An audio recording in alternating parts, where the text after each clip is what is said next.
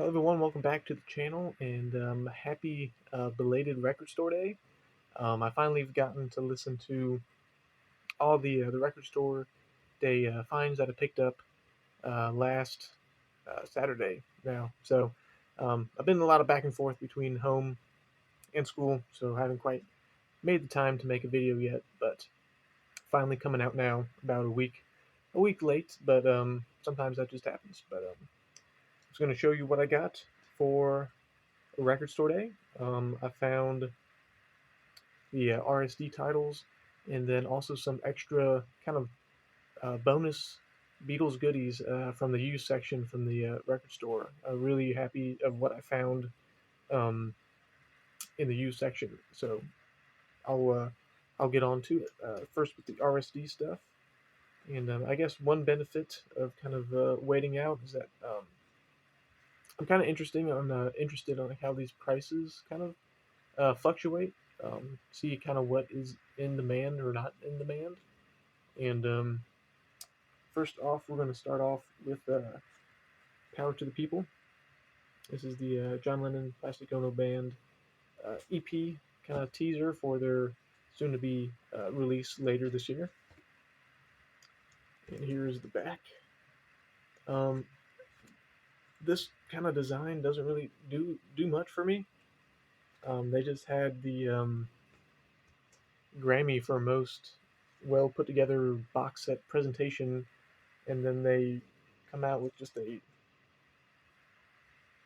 kind of interesting color choice and just kind of plain text. Like, you tell me you couldn't find some pictures to put for the front cover, and then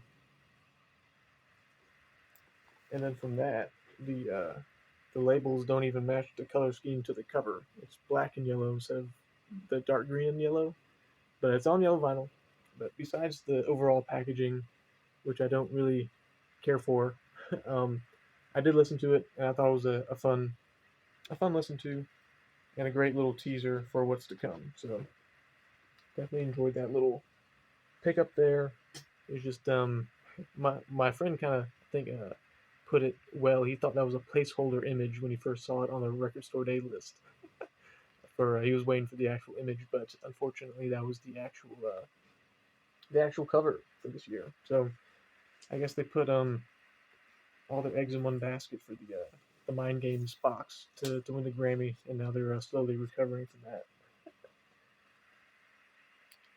And let's see, there was about 3,000 copies of that released, and right now it's kind of seemed to kind of holding its value, if not dropping a little bit, which is kind of interesting. I know it's about the music stuff like that, but it's kind of interesting to see if what people kind of go for. Um, Especially, I'm kind of interested for the Beatles and solo Beatles stuff to see what's kind of popular amongst other collectors. All right, next up, George Harrison. It's a 12-inch single, "Be Here Now," with the regular George Harrison on the first side. I think it came from its the newly released box set version, if I believe. Yeah, the 50th anniversary. And then the B side is Beck covering it, and it's like a pretty um, to true form cover. So it's like pretty much the same song and the same style, it's just Beck singing it. Doesn't really do too much for me.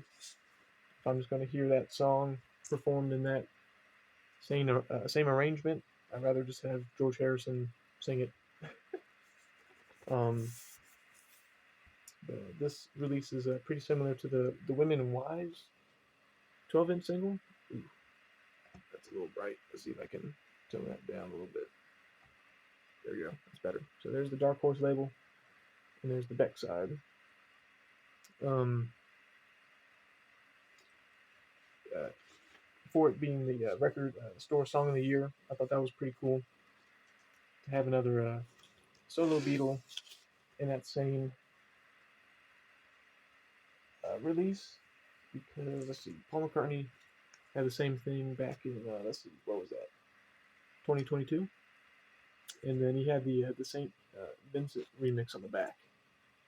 So I kind of see what how they were going with on that frame, kind of taking that format and kind of transferring it to George Harrison. But the Beck version is just pretty similar to the George Harrison version, so nothing really too crazy there. And then lastly was a thing that I was kind of on the edge of picking up um, if I was going to find it, and that was the All Things Must Pass Zoetrope picture disc. And this was a pretty cool package. I was wondering how they were going to do it, if in a box set or something else. And it's kind of a nice little fold out gatefold. So I thought that was really cool. So that kind of set me over the edge. There's the number in the corner there, 1014. Uh, I think in the U.S. they released 3,000 copies, but I think there was 5,000 copies worldwide. Yeah, that's what it says on Discogs here. So there's the little hype sticker there, and all the picture discs here. I did try to use my phone and I get the zoetrope effect, and it worked a little bit. It was just a little blurry. You could see the actions of it. It was just a little blurry. So at least I tried. So there's all the George Harrison picture discs from All Things Must Pass, and this one seemed to be a pretty hot um, record. I've seen Discogs selling anywhere from 250 to 280, and then eBay I've seen some get up to $300, which is kind of crazy. But compared to the other Zoetrope picture discs that came out of Wonderwall and Electronic Sound, 8,000 copies were made of that, and those aren't really playing records all the time. If I were to say so, I think those went down in value because of that reason. But All Things Must Pass. It's kind of George's, if not the greatest solo Beatles solo album out there. So I think that was very popular, and they made less of it. I feel like they should have kind of flip flopped the numbers pressed for the other Zoetrope picture disc. So I think that's kind of why it's gone up um, in value there. So I'd be curious to see later down the road if that kind of holds its value, or kind of after all the hype kind of gets back down to more of the standard, I guess, market price when it originally came out, which is still pretty expensive. I will say that was pretty pricey, but I'm glad I picked it up. It was pretty cool packaging and everything. And then I guess before I go to the used vinyl finds, I didn't talk about the George Harrison single because I was kind of interested in that one. But according to Discogs, the median right now is around $50, with some selling over $100. So that's kind of crazy. I think there was about 3,000 of those made as well. Yeah. So I guess George Harrison is doing pretty well, popularity standpoint. So that's pretty cool to see. All right, time for, I would say, the heavy hitters for this record store day, and my record store came up big. I got 4 UK first pressings of Beatles records, and I'm really happy with all these, especially one which I'll probably show right now. Been looking for one of these for a while, and it's we got a UK first pressing of Rubber Soul, and not only that, it is also the loud cut version. So there's the back. This one's in really good shape, and this is a mono copy. And the way you can denote a loud cut version is it is ends in -1. So there is the Parlophone label, and both sides end in -1. There are some copies that kind of have a hybrid, and they actually had one there, had a -4 on one side and a -1 on another side. So this is a true first pressing, but So really excited to see that. I do have a Dash 4 pressing. This is like a true first pressing. Really excited to have that one. And then next up here, we got first pressing of Revolver, and this is just kind of a stock mono copy. I have the withdrawn mix one, the very first pressing there, and this one is just kind of the stock copy. And this Emitex inner sleeve is like looks like it's almost brand new. It's pretty white still, hasn't really faded much. And this one has Dr. Robert. Let's see, it's like to Dr. Robert spelled out instead of the abbreviation. So just kind of like a slight little variation from my withdrawn mix. So all these records are in decent shape. They're not perfect, but I think they play through pretty well. Um, the cover for the loud cut really nice, and the record plays through fine. Haven't got a chance to listen to the Revolver yet, but it's kind of the similar shape. And then one record later, we have a stereo first pressing of Sgt. Pepper's, and this one also has the patent pending writing at the bottom. Let's see if we can focus on that here. Come on. Anyway, it says patent pending right there. Just kind of like a little slight cover variation. There's the gatefold. So it's the stereo first pressing. I had a fourth proof mono copy, so now I got a stereo copy. So that's a nice little 1-2. And this record is pretty decent shape to boot as well. So there you go.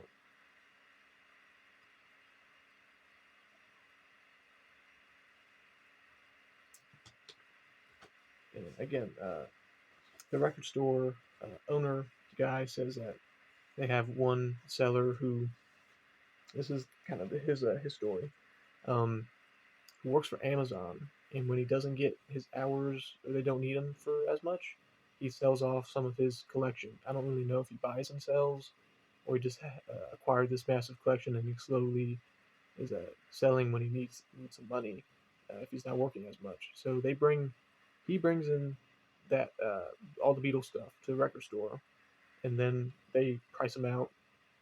Usually, that kind of happens once a month or once every 2 months.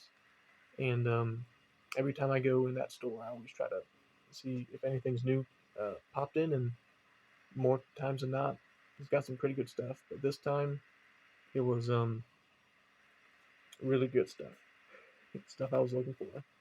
And then the cherry on top, we have an original UK White Album, and not only that, it is a mono copy,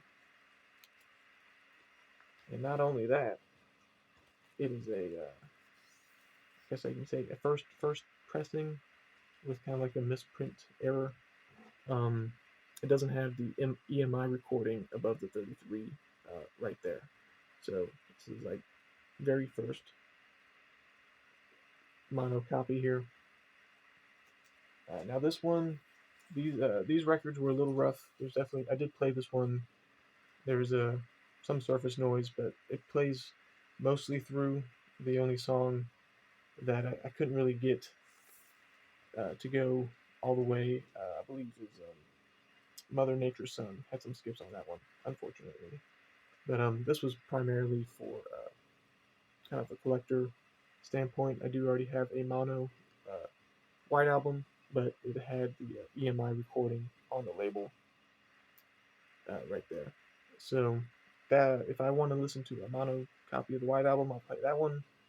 And then this one's kind of more just a placeholder without spending a lot of money for a really nice copy of this particular version of the White Album. It did not have any of the inserts or the black inners So just the cover and the records here. Let's take it out. But cover overall not bad. And the number here is 316,197. And the other one I have is above the 600,000s. From what I've learned, mono copies were pressed, I believe, in the range of 300 to 600,000 for the UK first pressings. So if you look at it that way, it's kind of like maybe around the 16,000 mono. I don't know. Um, but that's really cool. So that record store, I definitely helped them out for buying some good bit of records there, but they definitely helped out fill in some UK pressing holes in my collection, and I'm really excited about all these finds because I don't see them um, in person. I would have to like really find these on eBay to do to really find them, and then they were you know be pretty expensive online with shipping and all that. All these prices were really fair, so huge shout out to them. And yeah, listening to the White Album mono is kind of fun as well. You can hear all the different variations. Like there's some different pig noises in piggies, and there's no blisters on your fingers, unfortunately, on the mono version for some reason. And then there's a couple other things. There's like a kind of like a little article that I kind of pulled up showing all the different variations. So I was kind of following along with that for the White Album and mono experience. So that was my record store day find. Again, put out a little later, but it was worth going through all that again. So that was really fun. So I hope everyone got what they wanted for record store day. And I guess one thing that I did know that just recently came out was that Ringo Rama is coming out on vinyl. So that's pretty cool. I feel like that would be a good record store day release instead of just a standalone, but that's just me. So another Ringo vinyl to add to the collection because I may have gotten something in the mail to complete the Ringo vinyl collection. So stay tuned for that. All right.